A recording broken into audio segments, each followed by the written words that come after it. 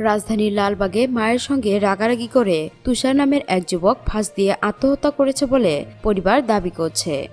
বুধবার বেলা 11:30টার দিকে লালবাগ নবাবগঞ্জ 95 নম্বর বাসায় এই ঘটনা ঘটে। মুমূর্ষু অবস্থায় তুষারকে উদ্ধার করে ঢাকা মেডিকেল কলেজ হাসপাতালে নিয়ে গেলে চিকিৎসক বেলা 1:30টার দিকে মৃত ঘোষণা করেন। হাসপাতালে মৃত তুষারের দুলাভাই ফারুক হোসেন জানান, তুষার চটপটি বিক্রেতা। লালবাগে নিজেদের বাড়ি, সে কিছুটা মাদকাসক্ত ছিল। এ কারণে সকালে তার মা তামান্না বেগম তার সঙ্গে রাগারাগি করেন। এক পর্যায়ে মায়ের ওপর অভিমান করে সে নিজের রুমে গিয়ে ফ্যানের সঙ্গে রশি পেঁচিয়ে ফাঁস দেয়। কিছুক্ষণ পর দেখতে পেয়ে তাকে উদ্ধার করে ঢাকা মেডিকেল কলেজে নিয়ে যাওয়া হয়, তবে তাকে বাঁচানো সম্ভব হয়নি।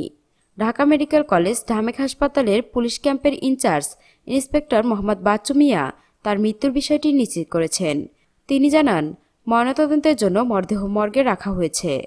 দর্শক, এখনকার মতো এখানেই শেষ। পরবর্তী আপডেট নিউজ পেতে আমাদের সঙ্গেই থাকুন। ধন্যবাদ।